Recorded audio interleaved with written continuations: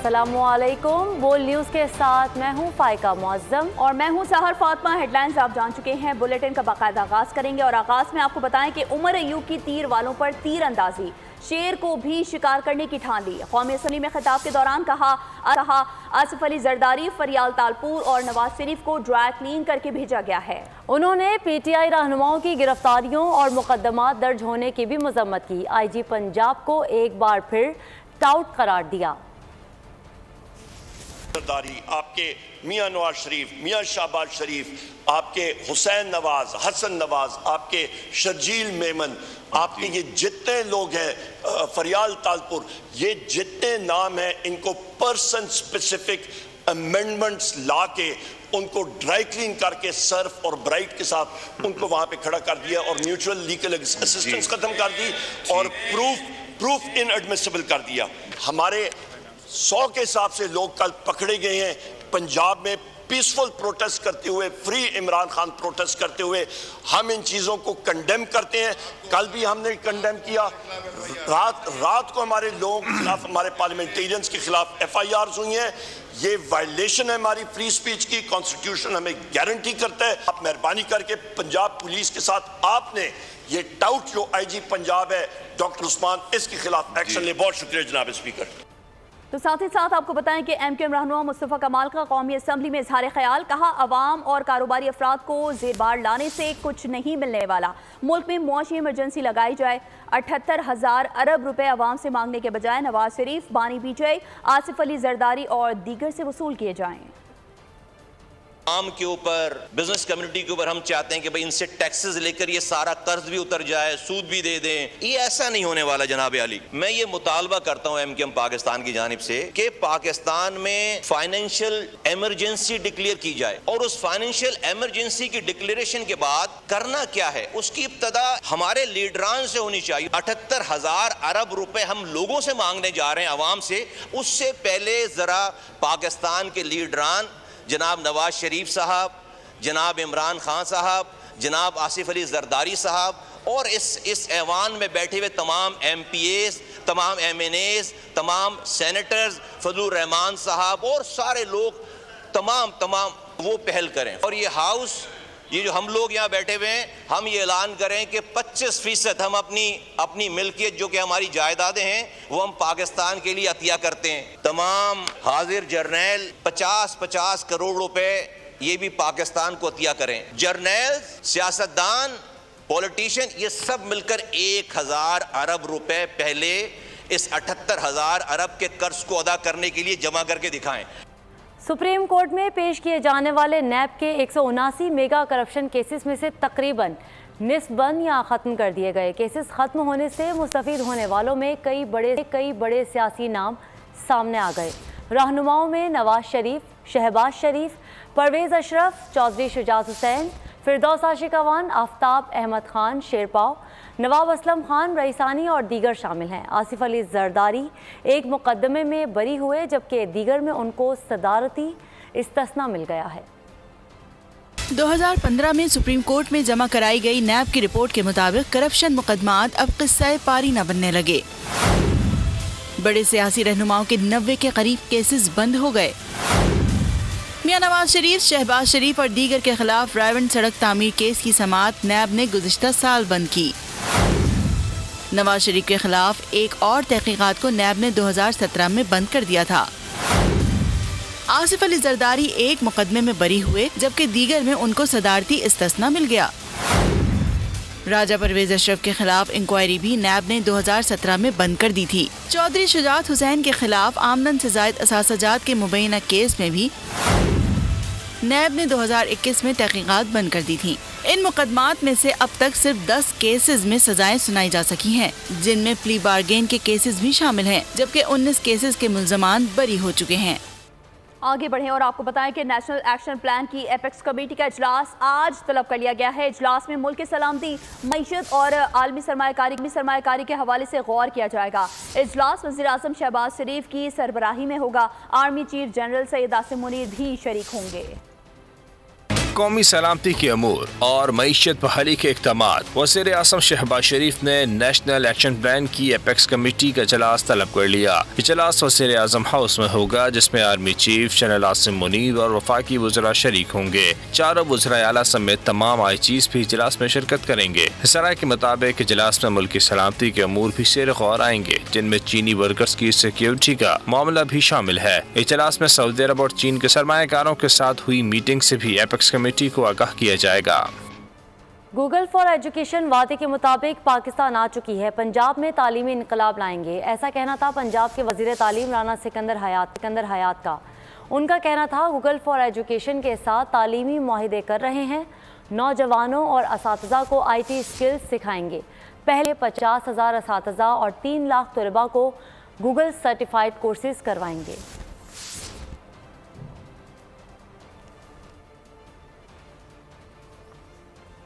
अफगान सरहद से पाकिस्तानी सरजमीन पर दहशतगर्द हमले जारी हैं, जिनके नतीजे में फ़ौजियों और सिविलियंस की हलाकतें हो रही हैं।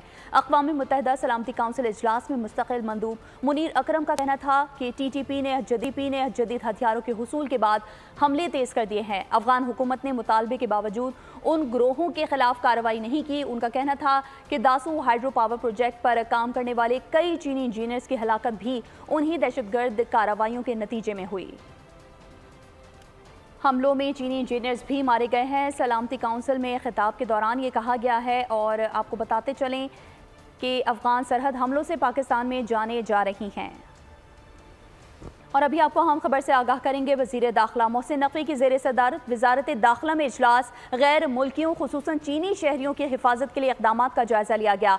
मुल्क में सिक्योरिटी की मजमूई सूरत हाल पर भी गौर किया गया। वज़ीर दाखिला के सिक्योरिटी प्लान के SOPs पर मनोअन अमल दरामद की हिदायत की गई। सिक्योरिटी प्लान पर किसी किस्म की गफलत की गुंजाइश नहीं है, मोहसिन नकवी की जानिब से ये कहा गया है।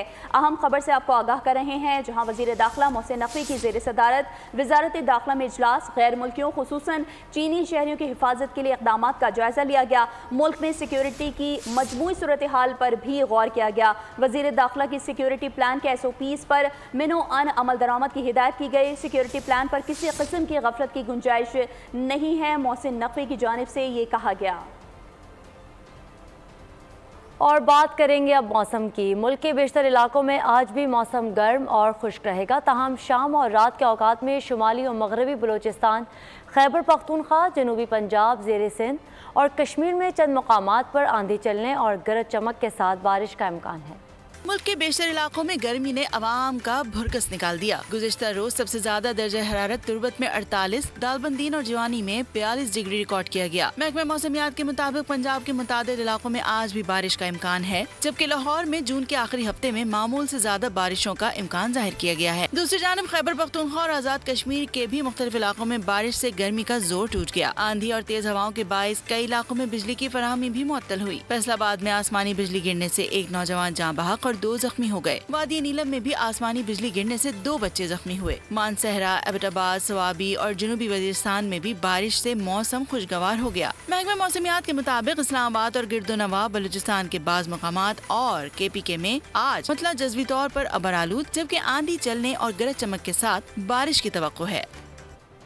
और कराची के मौसम की बात करें तो जुमे के रोज होने वाली अचानक बारिश से मौसम कदरे बेहतर हुआ, ताहम समुद्री हवाएं मुअत्तल होने से शहर में हब्स की सूरत हाल बरकरार है। मैट ऑफिस के मुताबिक शहर कायद में आज शाम या रात में आंधी और बारिश का इम्कान है। बादल आए, बरसे और चले गए। कराची वाले मूसलाधार बारिश के इंतजार में मुंह देखते ही रहे। कराची में झुलसा देने वाली गर्मी के बाद अचानक बरसते बादलों ने मौसम कदर बेहतर तो बनाया, मगर ये सिलसिला कुछ देर बाद ही थम गया। जुम्मे के रोज कई इलाकों में बादल बरसे, कहीं हल्की बारिश तो कहीं बूंदाबांदी हुई। शारा Faisal, Tariq road, PECHS, north Nazimabad समेत मुख्तलिफ इलाकों में हल्की बारिश से गर्मी की शिद्दत कम हुई। शहर में आसमान से पानी गिरते ही कई इलाकों में बिजली की फरहमी भी मुअत्तल कर दी गई। रिपोर्ट के मुताबिक शहर के शुमाल मशरकी हिस्से में बादल मौजूद हैं, तहम समुद्री हवाएं मुअत्तल होने से हब्स की सूरत हाल बरकरार है। महकमा मौसमियात के मुताबिक शहर कायद में आज शाम गर्द आलूद हवाएं चलने और हल्की बारिश का इम्कान है। आगे बढ़े, आपको बताएं लाहौर में 7 रोज से जारी यंग डॉक्टर्स और नर्सिस की हड़ताल के बायस तमाम छोटे बड़े सरकारी अस्पतालों की OPDs बंद हैं। दरवाजे से आए मरीज रुल गए। इस हवाले से मजीद जानते हैं नुमाइंदा बोल न्यूज़ अफजाल अब्बासी से। एसोसिएशन और नर्सिस का एहतजाज जो है वो जारी है, जिसका बायस लाहौर के तमाम बड़े जो अस्पताल हैं वहाँ की OPDs बंद हैं। इस वक्त मैं जिना अस्पताल में मौजूद हूँ, कुछ पेशेंट्स हमारे साथ मौजूद हैं, उनसे बताइएगा आप कहाँ से आई हैं? हम लोग ज़रा खानेवाल से आए हैं यहाँ पे। तो इलाज के लिए कोई दस्तयाब नहीं है? नहीं, बिल्कुल कुछ नहीं है यहाँ पे। सुबह से हम लोग वहाँ से निकले हुए हैं, यहाँ पे खज्जल खराब हुए हैं और ये पता चल रहा है कि यहाँ पे डॉक्टर्स ने हड़ताल की हुई है। डॉक्टर्स और नर्सिस का एहतजाज चल रहा है, उसके बाद आपका इलाज नहीं हो सकता? वापस रोज आने लारे ला देंगे, वो देखो जाओ परसों आना फलाना टींग है, ये वो बहुत तंग कर रहे हैं यार। साहिबा से कोई मुतालबा करेंगे? मुतालबा की कर रहे हैं, बस हालात इन्होंने सही हो जाए, अच्छी बात है। बस मरीजों का ख्याल करें बस, और कोई नहीं बात। अल्लाह जी बिल्कुल। यहाँ पर जो मौजूद मरीज़ हैं उनका कहना है कि डॉक्टर्स और नर्सिस को अपना एहतजाज ख़त्म कर देना चाहिए और मरीज़ों का जो चेकअप है वो कीजिए। ठीक है, अफजाल अब्बासी हमें तफसीलात बता रहे थे। और आपको बताएं कि लाहौर में 7 रोज़ से जारी यंग डॉक्टर्स और नर्सिस की हड़ताल के बायस तमाम छोटे बड़े सरकारी अस्पतालों की OPDs बंद हैं। अहम खबर शामिल करेंगे पतोकी से, जहां गैर कानूनी गैस रीफिलिंग का कारोबार उरूज पर पहुंच गया है। पतोकी में गैस रीफिलिंग के दौरान सिलेंडर धमाका, आग से झुलसकर एक शख्स जाँ बहक हो गया, जबकि 3 अफराद शदीद जख्मी हो गए हैं। गैर कानूनी गैस रीफिलिंग में इंतजामिया की मिली भगत शामिल है। आग से झुलसे अफराद को रिक्शे पर बैठने की फुटेज भी बोल न्यूज़ ने हासिल कर ली है। पतोकी में गैर कानूनी गैस रीफिलिंग का कारोबार उरूज पर पहुंच गया। पतोकी में गैस रीफिलिंग के दौरान सिलेंडर धमाका हुआ, आग से झुलसकर एक शख्स जाँ बहक, जबकि 3 अफराद शदीद जख्मी हो गए। गैर कानूनी गैस रीफिलिंग में इंतजामिया की मिली भगत भी शामिल है। आग से झुलसे अफराद को रिक्शे पर बैठने की फुटेज बोल न्यूज़ ने हासिल कर ली है। पतोकी से यह खबर सामने आई है, जहां गैर कानूनी गैस रीफिलिंग का कारोबार उरूज पर पहुंच गया है और पतोकी में गैस रीफिलिंग के दौरान सिलेंडर धमाका हुआ, आग से झुलसकर एक शख्स जाँ बहक, जबकि 3 अफराद शदीद जख्मी हो गए हैं। अफसोसनाक खबर है ये, गैर कानूनी गैस रीफिलिंग में इंतजामिया की मिली भगत भी शामिल है। आग से झुलसे अफराद को रिक्शे पर बैठने की फुटेज बोल न्यूज़ ने हासिल कर ली है। पतोकी से ये अफसोसनाक खबर सामने आई है, जहां आग से झुलसकर एक शख्स जाँ बहक और 3 अफराद शदीद जख्मी हो गए हैं। एक और अहम खबर शामिल करेंगे पेशावर से, जहां रक्षा सवार मर्द ने खातून को फायरिंग करके कत्ल कर दिया है। मर्द और खातून रक्षा में सवार होकर तकरार कर रहे थे और तल्ख कलामी के दौरान रक्षा सवार मर्द ने खातून पर फायरिंग कर दी। पेशावर से ये खबर सामने आई है, जहां रक्षा सवार मर्द ने खातून को फायरिंग करके कत्ल कर दिया। मर्द और खातून रक्षा में सवार होकर तकरार कर रहे थे। तल्ख कलामी के दौरान रक्षा सवार मर्द ने खातून पर फायरिंग कर दी। मर्द ने फायरिंग करके अपनी जिंदगी का भी खात्मा कर लिया। फायरिंग से कत्ल होने वाली खातून का ताल्लुक चित्राल से था। मजीद तफसीलात जानेंगे नवाब शेर से। नवाब शेर, आगाह कीजिएगा। जी बिल्कुल, पेशावर के इलाके तानाशरकी की हुदूद में मर्द ने रिक्शे में सवार खातून पर फायरिंग की है, जिससे खातून जो है वो जान बहक हो चुकी है, जबकि फायरिंग के बाद मर्द ने भी खुद पर फायरिंग की और अपनी भी जिंदगी का खात्मा कर दिया है। तो रिक्शा ड्राइवर के मुताबिक दोनों की आपस में रिक्शे में जो है वो तकरार हुई और इसके बाद जो है वो मर्द ने फायरिंग की और फायरिंग से खातून जान बहक, जबकि फिर मर्द ने खुद पर भी फायरिंग की और खुद भी जान बहक हो गए। पुलिस के मुताबिक अभी दोनों का रिश्ता सामने नहीं आया कि दोनों का आपस में क्या रिश्ता। बता रहे थे, आपका बहुत शुक्रिया। और ब्रेक के बाद आपको बताएं कि IMF की डू मोर को नो मोर कहने का वक्त हुआ चाहता है। बोल से गुफ्तगू में वजीर खजाना ने बता दिया। मोहम्मद औरंगजेब कहते हैं कि ये IMF का आखिरी प्रोग्राम होगा। अगले साल की सेल्फ फाइनेंसिंग पर इत्मीनान है। इस्लामाबाद एयरपोर्ट समेत तमाम हवाई अड्डों की निजकारी होगी। कहा, चीन से अपनी करेंसी में तजारत करेंगे। टैक्स का निज़ाम आसान बना रहे हैं। ये तो 1 साल का बजट है, लेकिन हमने देखना ये है कि ये हमारा सफ़र जो है या डायरेक्शन ऑफ ट्रैवल हमारी क्या है।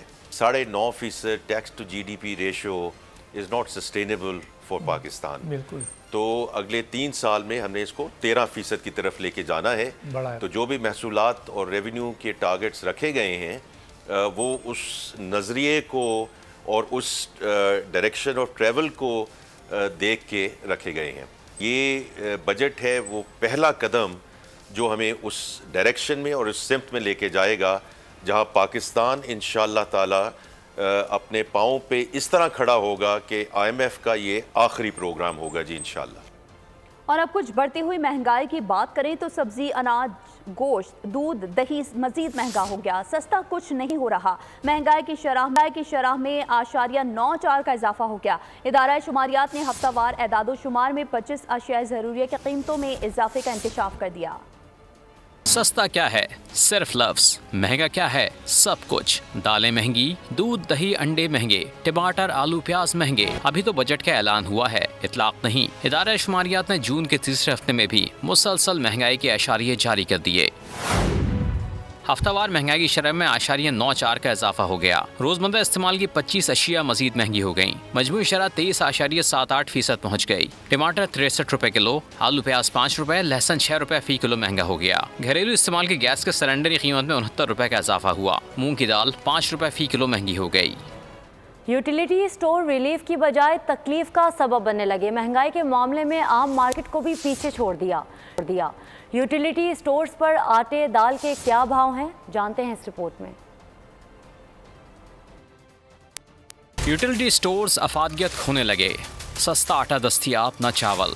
चीनी में भी महंगाई की कड़वाहट। दालों के दाम भी बेलगाम। इदारा शुमारियात के मुताबिक 20 किलो आटे का थैला मार्केट रेट से 968 रुपए 86 पैसे महंगा है। 20 किलो आटा लेना है तो 2740 रुपए जेब में रखें। बाजार में 143 रुपए किलो मिलने वाली चीनी यूटिलिटी स्टोर्स पर 155 रुपए फी किलो दस्तयाब है। टोटा चावल से लेकर सेला तक कुछ भी सस्ता नहीं। टोटा चावल लेने पर आम मार्केट से 19 रुपए 56 पैसे जायद देंगे। सेला पर 43 रुपए 80 पैसे जायद जाएंगे। सुपर बासमती चावल भी सुपर उड़ान उड़ने लगा। मार्केट के मुकाबले में 23 रुपए 82 पैसे महंगे हैं। दाल मसूर भी महंगाई की जद में आ गई। आम मार्केट से 16 रुपए 63 पैसे महंगी है। पाकिस्तान स्टॉक मार्केट रिकॉर्ड की नई बुलंदियों को छू गई। बजट के बाद कारोबारी दुनिया में वो सब हो गया जो पहले कभी नहीं। 100 इंडेक्स 91% तक बढ़ गया। मार्केट कैपिटलाइजेशन में 4052 अरब रुपए का इजाफा हुआ। अबतरी से बेहतरी तक, गिरती मार्केट से उभरती मईशत तक, हुकूमत की माशी पॉलिसियां काम दिखा गईं। पाकिस्तान स्टॉक मार्केट फिर से दुनिया भर में पहचाने जाने लगी। हफ्ते भर में साबका तमाम कारोबारी रिकॉर्ड टूट गए। 100 इंडेक्स पहली बार 80,000 की सतह पार कर गया। बजट के बाद से अब तक इंडेक्स 7,200 से 7 पॉइंट्स बढ़ गया। 41,452 पॉइंट्स से शुरू होने वाला कारोबारी सफर एक साल में 37,851 पॉइंट्स इजाफे के साथ 91% बढ़ चुका है। गुज़िश्ता रोज 100 इंडेक्स 80,001 पर ट्रेड करता नजर आया। मार्केट सराय के मुताबिक साल भर में कैपिटलाइजेशन में 4052 अरब रुपए का इजाफा हुआ है। फैसलाबाद में ईद गुजरने के बावजूद सब्जियों की कीमतें कम ना हुई। 100 रुपए किलो फरोख्त होने वाली सब्जी के रेट 300 रुपए तक पहुंचा दिए गए हैं। लीमू 800 रुपए किलो में फरोख्त हो रहे हैं। टमाटर 200 रुपए किलो तक पहुंच गया। मजीद जानते हैं ब्यूरो हेड गुलाम दस्तगीर से। फैसलाबाद में महंगाई जो है वो कम नहीं हो रही क्योंकि प्राइस कंट्रोल मजिस्ट्रेट जो हैं वो गैर फाल हैं और जो दुकानदार हैं उनकी जानब से आज खुद रेट्स जो है वो कर रहे हैं। शहरी मौजूद भी उनसे भी जानते हैं कि सब्जियों के रेट्स और दीगर अशिया के रेट्स कम क्यों नहीं हो रहे, क्योंकि पेट्रोल की कीमतें तो कम हुई हैं। बहुत सारी चीज़ें गवर्नमेंट ने सस्ती की है, उसके इवन के दुकानदार किसी अवाम को बेनिफिट नहीं दे रहे। इससे पहले रोज़ों के पहले सामान बहुत तेज़ था, उसके बाद ये अब शुरू हो गया। चंद दिन पहले सामान बहुत सस्ता सीगा, हूँ लिहाजा बहुत महंगा हो गया। टमाटर 50 रुपए किलो सीगे, हूँ ईद जाके फिर 200 रुपए किलो हो गए। दीगर सब्जियां हैं उनके रेट्स में भी कई गुना इजाफा है, तो शहरियों की जानब से मुतालबा किया जा रहा है कि प्राइस कंट्रोल मजिस्ट्रेट फाल हों। ठीक है गुलाम दस्तगीर, आपका बहुत शुक्रिया। आगे बढ़ें और आपको बताएं कि अमीर जमात इस्लामी पाकिस्तान हाफिज नईमुर रहमान कहते हैं आज़ाद कश्मीर में एहतजाज दुरुस्त हो रहा है। अवाम पर मुस्तरद शुदा लोग मुसल्लत किए गए हैं। लाहौर में मीडिया से गुफ्तगू में उनका मजीद कहना था कि हुक्मरान अवामी ताकत को दबा नहीं सकते। वाइट हाउस के बाहर एहतजाज किया जा सकता है तो फिर इस्लामाबाद में एहतजाज की इजाज़त क्यों नहीं। 100 अरब रुपए वो अदा कर रहे हैं कि जिसकी बिजली बन भी नहीं रही और हम खरीद भी नहीं रहे, और हमारे बिलों में वो पैसे लगकर आते हैं। जो बजट पेश किया है हुकूमत ने, वो बजट ये है कि अवाम के ऊपर मजीद टैक्सों का बोझ लाद देना। जो ऑलरेडी टैक्स दे रहे हैं उन्हें तो आप पकड़े चले जा रहे हैं, उनसे तो मजीद निचोड़े चले जा रहे हैं। जो टैक्स नहीं दे रहे हैं उनको आपने छूट दी हुई है, मराद दी हुई है।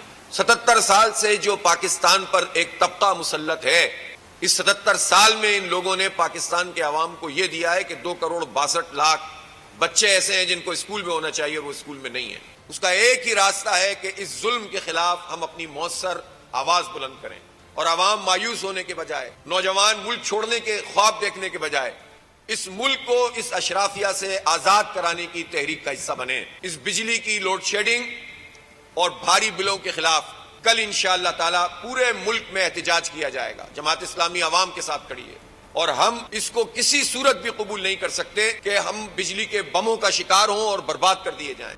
और अब कुछ बात कर लेते हैं लोड शेडिंग के हवाले से। पेशावर में बिजली की एलानिया के साथ गैर एलानिया लोड शेडिंग का सिलसिला भी जारी है, जिससे न सिर्फ घरेलू बल्कि कमर्शियल सार्फिन भी शदीद मुतासिर हो रहे हैं। कहते हैं रोज़ाना हज़ारों का नुकसान हो रहा है। मज़ीद जानते हैं पेशावर में बोल न्यूज़ के नुमाइंदे नवाब शेर से। जी नवाब। पेशावर में एलानिया और गैर एलानिया लोड शेडिंग का सिलसिला जारी है, जिससे न सिर्फ घरेलू सारिफीन मुतासर हो रहे हैं बल्कि कमर्शल सारिफीन भी जो है वो बिजली ना होने से उनको भी शदीद मुश्किलात का सामना करना पड़ रहा है। हमारे साथ इस वक्त चक्की वाला मौजूद है, उनसे बात करते। जी बताइए, बिजली की लोड शेडिंग की वजह से आप लोगों को कितनी परेशानी का सामना करना पड़ रहा है और रोज़ाना कितना नुकसान होता है? बात ये है, गैर एलियाना लोड शेडिंग है ना, घंटा बिजली होती है 2 घंटे बाद, हर 2 घंटे बाद के बाद 1 घंटा लोड शेडिंग होती है, तो इसकी वजह से हमें काफ़ी मुश्किलात का सामने है। घरेलू सारिफिन तो खैर, ये कमर्शियल सारिफिन सुबह से जब शाम तक आते तो हमारे फिर ओवर टाइम हम ड्यूटी मजदूर को देते तो फिर वो रात को हमारे लिए मसले बनते, तो फिर वो अगर हम दुकान 8 बजे तक हमारा काम ख़त्म होता है, 1 बजे तक हमारा काम वो चला जाए, क्योंकि ठीक है नवाब शेर, आपका बहुत शुक्रिया। और अब आपको बताएं कि आवाज़ का फ़न और इखलाक का हुस्न, मशहूर कव्वाल अमजद साबरी का गम आज भी नम। अमजद साबरी को बिछड़े 8 बरस बीत गए हैं। तफसीलात साद रफ़ीक की इस रिपोर्ट में। दीगर खबरों में आपको बताएं, यूँ तो पूरे मुल्क में जहाँ गर्मी की शदीद लहर बरकरार है, तो दूसरी जानिब जन्नत नज़ीर वादी सवात का मौसम इंतहाई खुशगवार है। यकबस्ता हवाओं ने सयाहों के दिल मोह लिए हैं। सयाहों की बड़ी तादाद तफरी गाहों में मौज मस्तियों में मगन है। मज़ीद जानते हैं अपने नुमाइंदे सैयद अनवर शाह से, जो इस वक्त सयाहों के दरमियान मौजूद हैं। जी अनवर। स्वात सयाहों का मस्कन कहलाता है। सयाहों की बड़ी तादाद जो है वो स्वात आई हुई है। सयाह जब भी यहाँ पे आते हैं वो दरिया स्वात के किनारे पड़ाव ज़रूर डालते हैं और इस ठंडा टार पानी से लुत्फ़अंदोज़ होते हैं। इस वक्त हमारे साथ कुछ सयाह मौजूद हैं, उनसे बात करते हैं। अजय जी, आप कहाँ से आए हैं, कैसा लगा आपको और क्या पैगाम देना चाहेंगे? जी वालेकुम सलाम, मैं गुजरावाला से हूँ। यहाँ पे बड़ा अच्छा मौसम बना है, हल्की हल्की बूंदाबांदी भी हो रही है और यहाँ पे बड़ा ही प्यारा दिलकश आपके सामने ही है, बड़ा अच्छा है और बड़ा खूबसूरत है। हम आगे कलाम में जाएंगे, रात कलाम में स्टे करेंगे इंशाल्लाह। मैं कहता हूँ सब ही आए, बड़ा अच्छा बड़ा प्यारा मौसम। जी बिल्कुल, मुल्क की दीगर इलाकों में आज कल सैयद अनवर शाह आपका। और न्यूज़ बुलेटिन से फिलहाल इतना ही। मज़ीद खबरों और अपडेट्स के लिए विजिट कीजिए हमारी वेबसाइट bolnews.com और देखते रहिए बोल न्यूज़।